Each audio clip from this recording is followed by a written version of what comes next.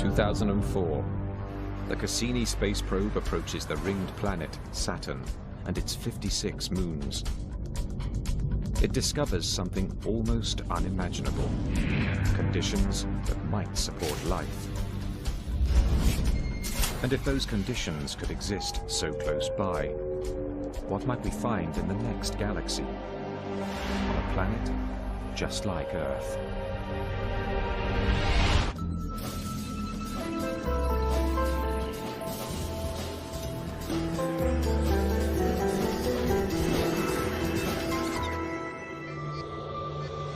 For millennia, we humans have looked to the skies and wondered whether we're alone in the universe.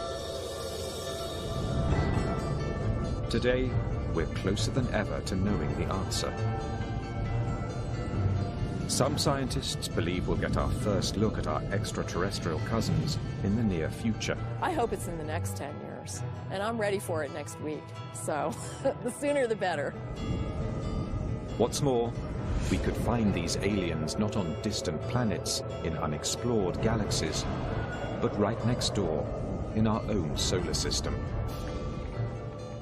Scientists are now honing in on proof that ET is out there and living on the most hazardous of worlds. Our safari will journey to 7 destinations in our solar system to see just where these creatures could be and what they might look like.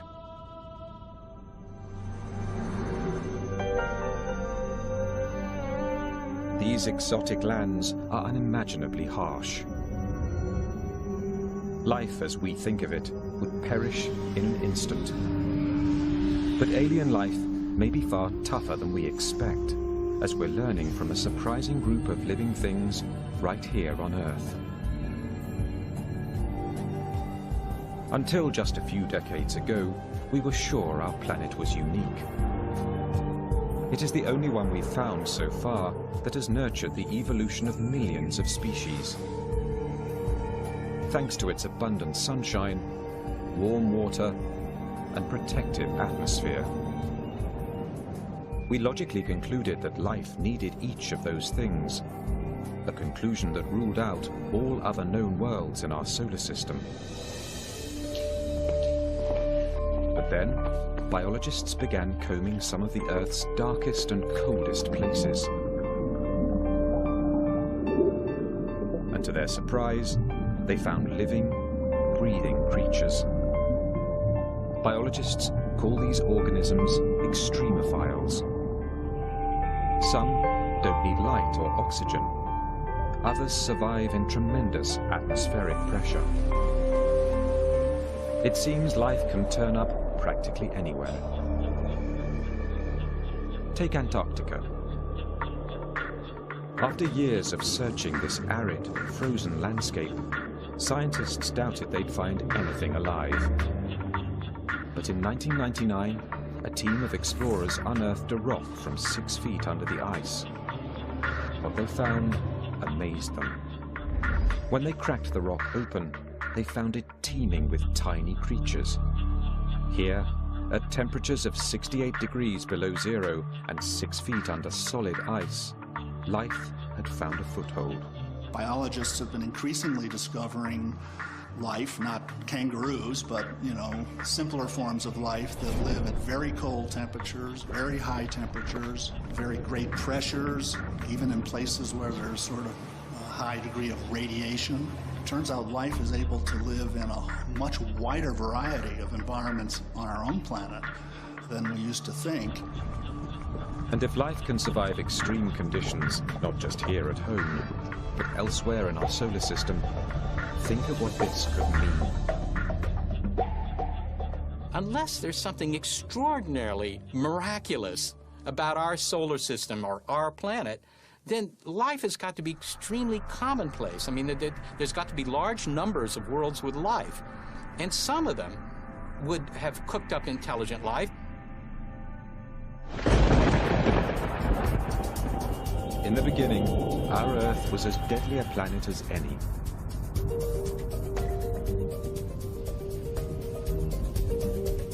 Over the first billion years of Earth's existence, cosmic debris pummeled it mercilessly. The impacts turned its surface into a broiling, seething inferno where life was impossible. But once the solar system settled down and the Earth began to cool, water appeared, setting the stage for life.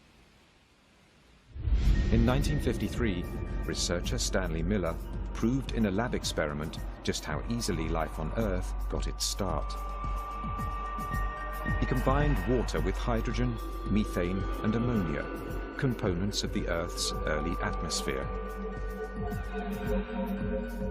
Then he zapped his solution with an electric charge to simulate lightning. His results shocked the world.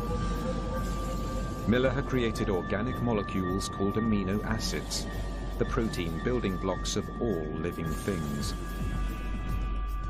If lightning helped jumpstart life on Earth, could it have done the same on other planets? Galactic probes have now found the ingredients in Miller's experiment throughout our solar system, including one essential to life. One of the requirements that every form of life that we know about on Earth has, every single one, is liquid water. We've used evidence for liquid water to kind of guide our search for habitable environments. Our safari is headed to 7 worlds, some possibly rich in water, where scientists believe aliens might be hiding. While any life there might have begun much like life on Earth, how it looks now is anyone's guess.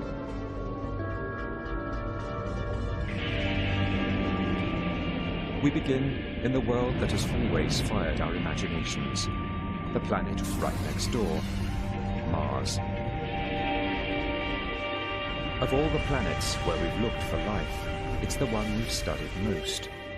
The scientist who may get the first look at Martians, if they're found, is Steve Squires, principal investigator for NASA's Mars rovers. Mars has always had, among all the planets, I think, a special fascination for humans. For a very long time, we've known enough about Mars to know that it is probably the most Earth-like.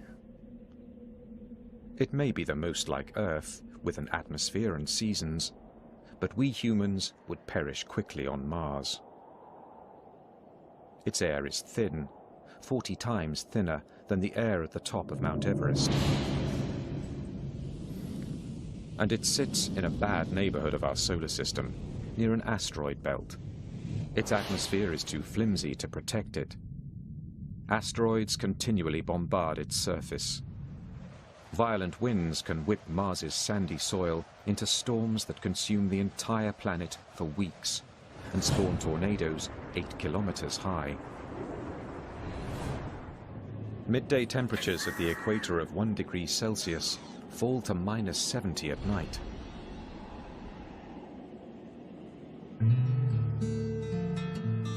David Grinspoon is a curator of astrobiology at the Denver Museum of Nature and Science. As he sees it, Mars would be warmer if it wasn't a planetary runt. When I grab coffee on a cold morning, I know that a small espresso is going to cool off quickly, whereas a larger coffee is going to stay warm much longer. Large objects stay warm longer because their interiors are shielded from the outside where the cooling occurs. And planets are exactly the same way. A small planet will cool off early in its history. A larger planet like Earth will stay warm for billions of years, which makes it a better place probably to look for life. Despite Mars's drawbacks, it has always fascinated scientists because its terrain seemed to give evidence that it might support life. Its dynamic landscape of mountains, volcanoes, and deep ravines is not unlike our Earth. To early astronomers, these features look like oceans and rivers, and even a system of canals, supposedly not just supporting life, but actually produced by it. Percival Lowell in the United States observed these things and inferred that, in fact, these things were so straight and so regular in geometry that they had to have been the product of intelligent life. Okay? Well, he was right. The problem was the life was at the wrong end of the telescope. In viewing this thing visually through a telescope eyepiece, the human eye-brain combination started to connect things that weren't really there. Lowell was not alone. Some scientists were shocked when the probe Viking 1 beamed back this image. Is that a human face? Perhaps produced by Martians in their own likeness?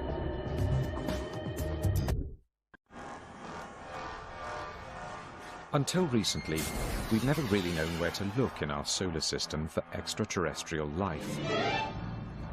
But we've always known what the aliens would be like once we found them. Consciousness. I was on a table.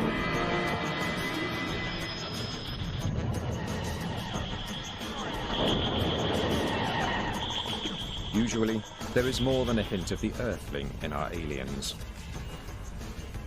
Hostile or lovable, they tend to resemble mutant images of ourselves.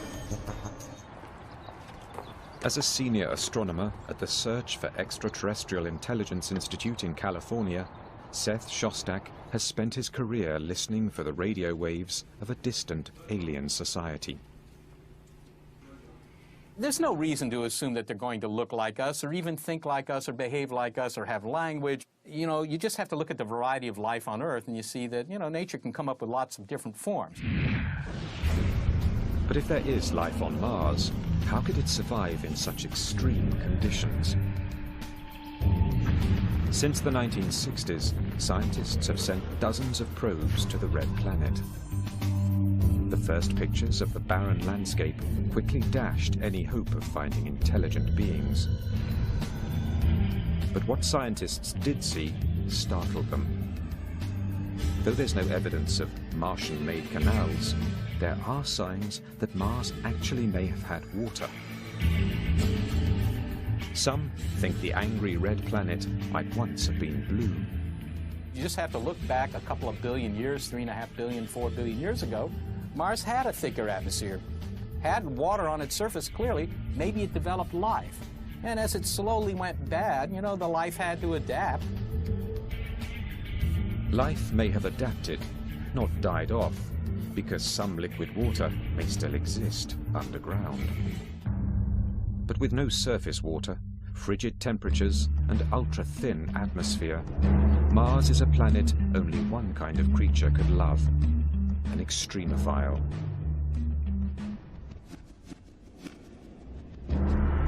Extremophiles thrive in the cruelest of places.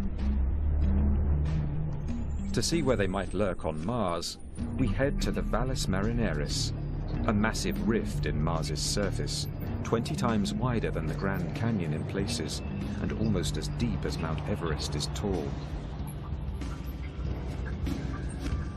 Lakes may have once flooded this valley, and those lakes could have hosted life. As the water dried up, life could have evolved to cope with the harsher environment. We won't know what these extremophiles are like until we find them. But they may resemble creatures that exist in extreme places right here on Earth. An unusual team of biologists, called astrobiologists, study Earth for the kinds of life we may find in outer space. Astrobiologist Rocco Mancinelli is on the hunt for Mars's extremophiles. If it went beneath the surface, and some of it undoubtedly did, then what happened to it? Well, it formed brine pockets. So what kind of organism can live in a salty brine? A salt-loving organism.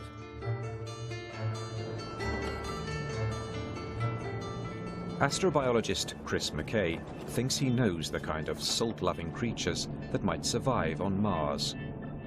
Creatures much like those he's found in one of the driest, saltiest places on Earth.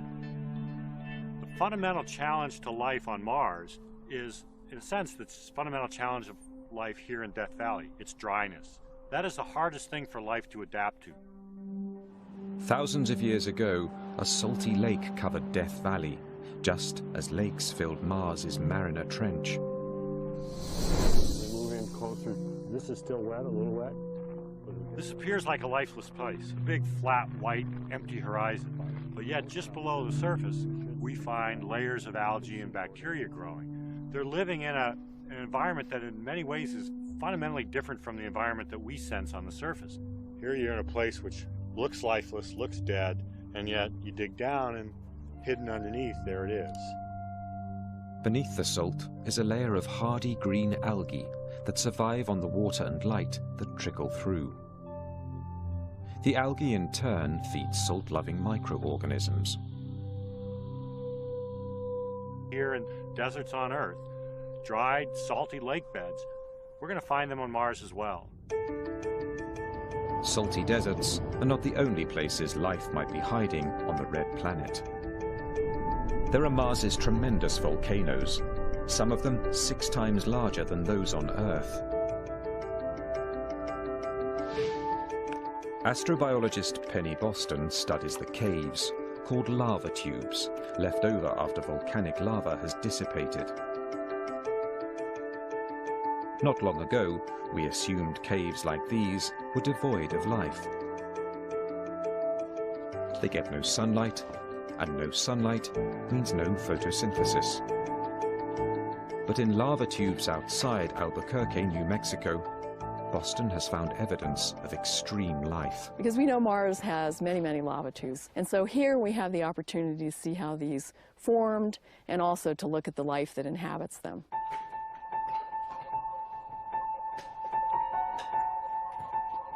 The extremophiles Boston has found appear to be thriving.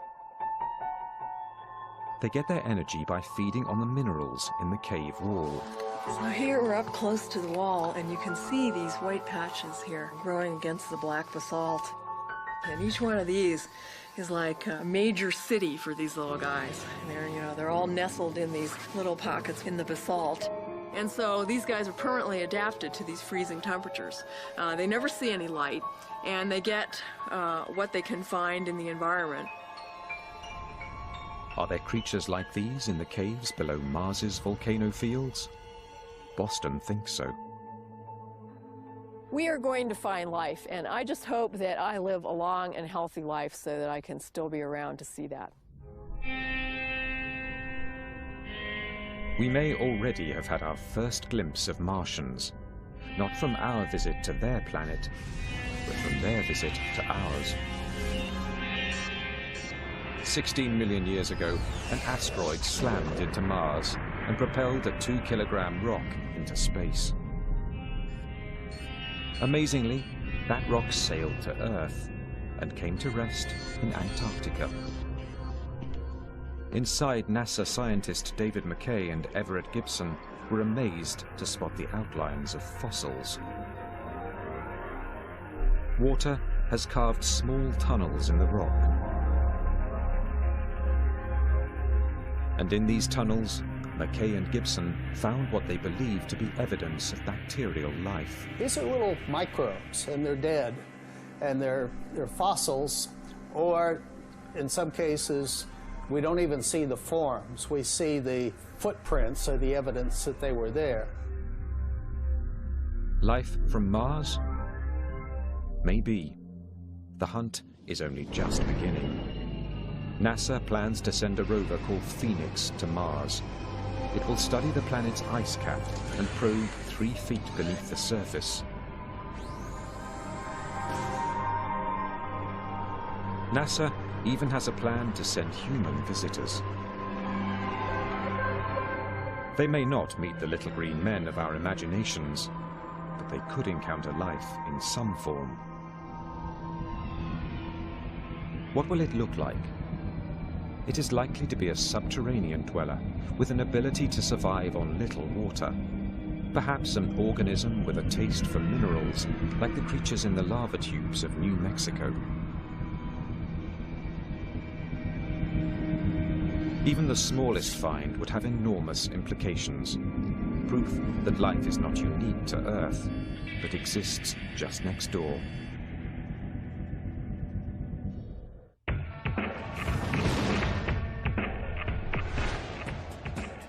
Our safari to the places in our solar system likely to harbor alien life now takes us past the asteroid belt on the far side of Mars. Here, Jupiter reigns. But this planet, the largest in our solar system, is fairly hostile to life, thanks to its toxic gases and overpowering gravity.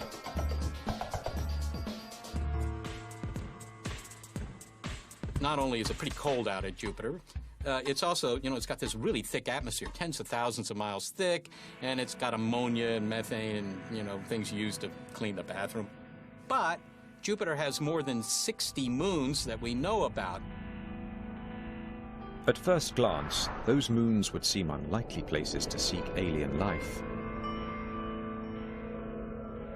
Their atmospheres are thin, and they are inhumanly cold. The temperature on Callisto is lower than minus 200 degrees Celsius. The scientific probes Voyager and Galileo have detected little on the surface of these moons but ice, with one dramatic exception. Io is one of the closest moons to Jupiter. When NASA sent Voyager 1 to Io in 1979, astronomers were astonished to find its surface roiling with giant volcanoes.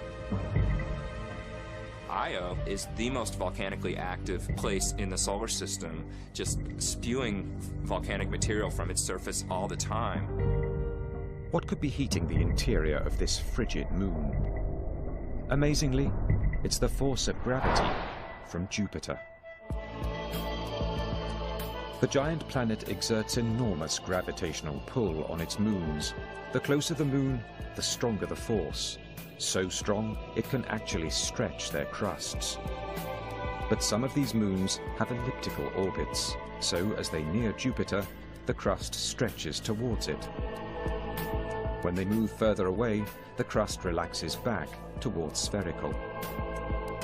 This constant tidal movement creates friction deep inside, and that friction generates heat. It's like rubbing two sticks together to start a fire. The pull of Jupiter is heating Io from the inside out. Volcanic fumes and lack of water make Io inhospitable to life. But Jupiter's other large moons are more distant, close enough for Jupiter's gravity to warm them from within, but distant enough to remain calm on the surface. 3 of them look particularly promising as possible homes for alien life. The one furthest from the giant planet, Callisto. On its surface, Callisto looks like our moon, scarred and cratered by countless hits from asteroids. Those impacts may have melted the surface ice for brief periods, allowing life to take hold. But in 1998, the Galileo spacecraft detected a much more promising incubator deep beneath Callisto's surface. Radioactive rocks and tremendous pressure in its core generate heat inside Callisto. The heat may be melting its icy crust from below, creating a hidden ocean. And hidden oceans could mean hidden life. As we fly closer to Jupiter, we find its largest moon, Ganymede. Ganymede is also deeply scarred. Ridges rise above its surface. Those bright spots are craters as big as 5 kilometers across, and likely to be lined with frost. But these photos offer the most compelling clues to where life here might hide. They show flowing glaciers, glaciers that resemble those on Earth. Ganymede's moving glaciers could also be signs of heat within. So, like Callisto, Ganymede could also have a hidden ocean, buried beneath as much as 190 kilometers of ice. The third moon on this leg of our alien safari is the most intriguing. It is called Europa, and of the three, it resides closest to Jupiter. That proximity to the giant planet means Europa's core may be very hot, far hotter than Callisto's or Ganymede's. But its surface remains frigid, a potent combination for life, since there could be a temperate zone where they meet. Mammoth fissures scar Europa's thick crust of ice, a sign that ice is always shifting. On our own planet, we see the same cracks in the ice sheets covering the Arctic Ocean. Europa's crust may be riding the largest ocean in the solar system, an ocean twice as large as all of Earth's put together. Now, those oceans, if they're there, and the chances are pretty good that at least some of them are, they've been sitting around for a long time, 4 billion years, a little longer, right? In 4 billion years, an ocean of water, do you think anything might have cooked up there? Well, it certainly seems plausible. The environment in Europa's ocean is more or less as nice as the environment in our own ocean, as a place for living things to exist. Heck, things from planet Earth could probably live in the European Ocean. But Europa's oceans will be very cold, even slushy. And sunlight never penetrates them, thanks to an icy cover that may be 16 kilometers thick. We might never have thought life could exist here if not for a revolutionary discovery off the coast of Ecuador. Deep in the Pacific, biologists have found flourishing communities of tube worms, crabs, and even squid. These creatures are thriving despite complete darkness, extreme cold, and the pressure of the deep ocean. They feed on bacteria that take their energy not from the sun, but from chemicals erupting from the sea floor. We might find very similar volcanic vents on Europa, supporting their own web of life. To find out, NASA scientists would like to put a lander on the European surface. Some would like to send a cryobot, a robot that would melt the ice and release a probe into the liquid below. That's not so hard to do. You just have to melt your way through. But you're going to have to melt your way through not a couple hundred feet, but maybe a dozen miles of ice. And send down a fishing line with maybe a video camera and a light bulb on it and look around.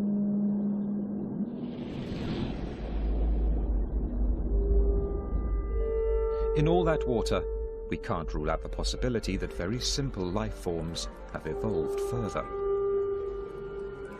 We might even find creatures as advanced as some here at home.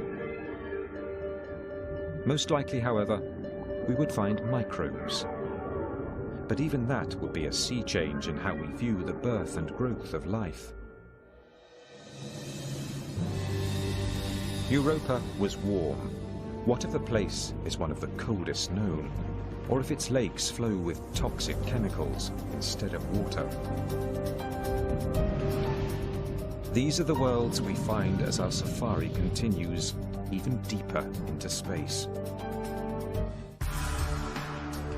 As our safari in search of alien life sweeps by the ringed planet, Saturn, we can see the violently swirling gases that choke its atmosphere. We can also feel Saturn's gravity, weaker than Jupiter's, but still formidable. We'll keep moving. We're not likely to find living things here. Saturn's rings are also extremely inhospitable. They're made of rock and ice, as small as a grain of sugar or as big as a house. But Saturn has many moons, 56 that we've spotted so far. Our safari heads first to one of those moons, a tiny frigid satellite called Enceladus, just 500 kilometers in diameter.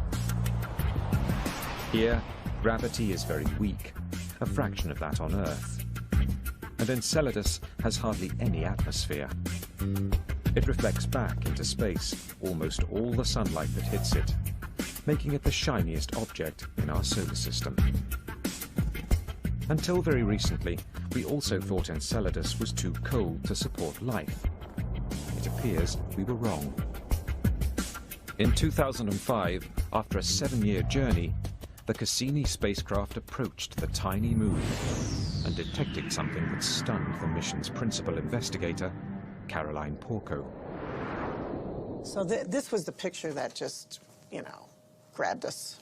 Just was shocking. Those are plumes made of water from a geyser. The geyser's steam and hot water hit the cold vacuum of space and explode into a jet of ice. With little gravity to rein it in, the ice cloud can grow as big as Enceladus itself. Porco has never seen anything like it anywhere else. It's like a planetary explorer's dream to come upon a body like Enceladus. Those jets, those fountains, if you will, just spewing vapor and icy snow hundreds of kilometers above the south pole of Enceladus. There's only one conclusion. Tiny, frigid Enceladus is piping hot within. Like Jupiter, Saturn's giant gravitational field tugs on its satellites, creating friction and heat within. As far as we can tell now, it seems like an inescapable conclusion that there may be liquid water deeper down on Enceladus because it's warm. And the best models we can put forth right now to even explain the warmth, much less the jets, seem to indicate that you would get temperatures warm enough to melt water. Heat, liquid water, even the furthest reaches of our solar system may contain the chemistry for life. What kind of creature could live in the steamy waters of a geyser? Thanks to hot springs back on Earth, we have some idea. At one point, we assumed nothing lived in the steam-driven fountains of Yellowstone National Park. But then, biologists discovered microbes in these waters. Microbes that feed on chemicals dissolved in the water. Today, we call them thermophiles. The hardiest can thrive in boiling water. Could there be thermophiles on Enceladus? To find out, our safari takes us in for a close-up of this extraterrestrial Old Faithful. It's too cold for anything to live near the surface, but temperatures there are minus 165 degrees Celsius. But what about the hot water inside? In the ice plume above Enceladus, Cassini's probes have found carbon dioxide and methane, chemicals that could feed life below. Just as the chemical-laden springs of Yellowstone feed microbes living there. We have a body that very, very likely has liquid water in its interior, has shown us already it's got simple organic compounds and, you know, a whole host of things that make it, I think, a major body of astrobiological interest in our solar system. If Enceladus has been a shock, astronomers have been astounded by another of Saturn's moons, Titan. It may be the unlikeliest to harbor life. Titan gets only a limited amount of sunlight, about 1,000th as much as Earth. Probes sent to Titan have detected ice, but no liquid water. And at temperatures of minus 138 degrees Celsius, that ice is hard as stone. What could possibly make Titan a promising environment for alien life? Remarkably, Titan in many ways resembles the Earth, but not the one we know now.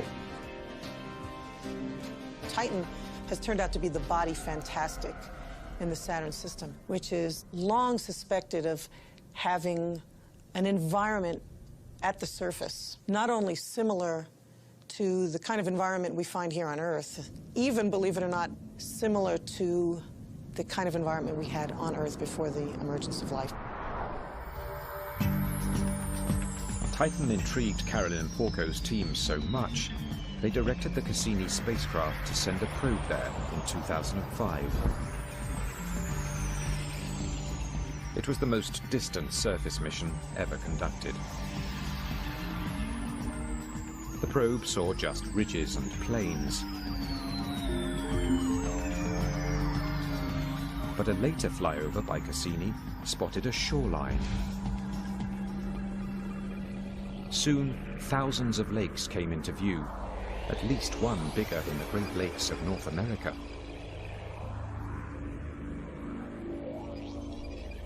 It's the first time we've ever detected liquid on the surface of another celestial body. Kind of looks like Minnesota, except the lakes are not water. They're liquid natural gas. But liquid natural gas is a liquid. And that's not snow. Those are methane flakes. Like Earth, Titan has weather. But it's of a rather psychedelic kind. There are even methane hurricanes. It's not water, it's methane, doing all the exact same things. Raining, evaporating, flowing in rivers. So you have something that is basically doing what water does on Earth, on Titan, only it's methane. A similar scene may have existed on Earth 4 billion years ago, making scientists suspect that Titan could also be an incubator for life. Chemistry does go on. At those cold temperatures, it's really slow. But Titan has had 4 billion years in which to do some chemistry, and maybe in that period of time, maybe something is cooked up.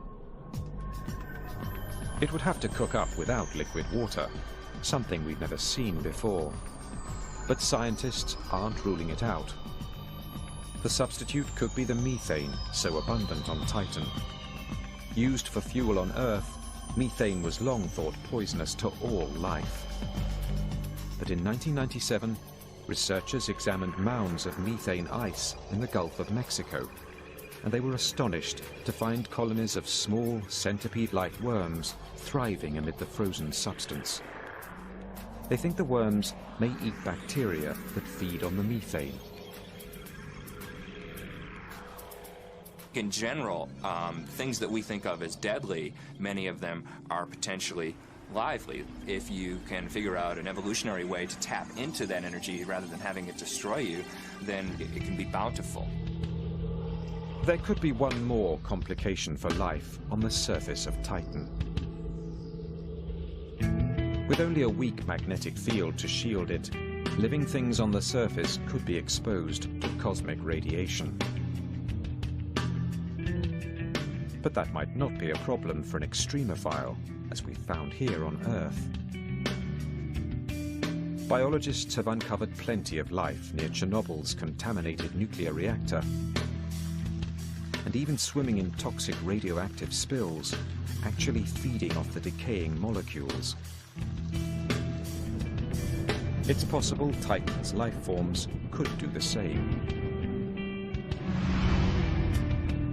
To find life on Titan, we may have to dive into its methane lakes, where we might find chemical-loving bacteria. We may even find microbes resistant to radiation, not unlike those here on Earth at Chernobyl, living on its rock-hard ice sheets. Organisms that eat methane might give off heat, melting the ice, possibly creating another fountain for life. There's no doubt, life on Titan would be a strange brew. But we have yet to visit the most bizarre world where scientists believe life could exist, and it's much closer to home. Our safari of the world's most likely to harbor alien life has taken us far. We've visited frigid deserts, submerged oceans, and methane lakes. But the world we are about to visit may be the most extreme of all. For our final stop, we are turning back toward Earth, to Venus, our closest planetary neighbor in the solar system. If life can survive here, it seems it could exist almost everywhere. To reach the surface of Venus, we have to fly through a dense layer of yellow clouds, 64 kilometers deep, with a composition similar to battery acid. The atmosphere here is 90 times heavier than Earth's, too heavy for a human to tolerate. On the ground, there are extinct volcanoes and lava flows as far as the eye can see. They cover 85% of the planet's surface. It is hard to believe Venus once had vast oceans. You basically had a runaway greenhouse effect where as it starts to get warmer, the oceans start to evaporate, and then that puts water vapor in the air. Well, water vapor is a potent greenhouse gas, so that's what leads to the runaway. The oceans basically boil off, and then the CO2 all ends up in the atmosphere, and so today you have this very hot, hyper greenhouse planet. With temperatures around 460 degrees Celsius, Venus is even hotter than Mercury, the planet closest to the Sun. Not a surface hospitable to life. Life as we know it cannot exist on the surface of Venus because organic molecules would just be ripped to shreds by the hot gases. But we've stopped here, not because of what's on the ground, but what's in the air. In 1982, the Soviet spacecraft Venera 14 visited Venus. In the clouds, 50 kilometers up, it detected temperatures much cooler than on the surface. What's more, it found the molecules so critical for life, H2O. So far, every bit of water we've found beyond Earth is frozen solid. Only in the clouds above Venus have we found it in vapor form, a possible incubator for life. But Venus's clouds are also filled with highly acidic sulfur. Once, we thought nothing could live in sulfur. But scientists have analyzed some of the most acidic water on Earth, leaching from a California mine. Watch your head. In sulfuric acid strong enough to erode metal, eat through clothing, and dissolve human flesh, they found life. Acid-loving extremophiles. These organisms feed on sulfur compounds, like iron sulfide, eating the iron and emitting the highly acidic sulfur. Do extremophiles like these float above Venus? Astrobiologist David Grinspoon likes to think it's possible. Maybe in the clouds of Venus there are some sulfur-based organisms. Sulfur actually absorbs ultraviolet light in interesting ways, and I'm just imagining that there's maybe some kind of photochemical reaction going on where ultraviolet light is actually being used to convert chemicals into some higher energy state, which then is basically being eaten. What will these aliens be like if we do find them? They would have to tolerate high temperatures and enormous atmospheric pressure. They would also need to thrive in acid concentrations deadly to most life forms. Perhaps they might resemble a hardier version of the acid-resistant extremophiles in California's mine. We keep finding that life lives in places that we used to think were inhospitable. So whenever we say, oh, it's impossible, you couldn't have life in the clouds of Venus, I think we have to be very careful because they might just reflect our own ignorance or our limitations on our own imagination, and maybe not real limitations on the ultimate creativity of nature, which seems to find solutions to these problems. As our safari returns to the cool, blue, lush and lively world of Earth, we can see why we so revere its life-sustaining gifts. But, as we are learning, even the most extreme environments can harbor living things. Extremophiles may resemble the first version of life in our universe, and they could even be the most common.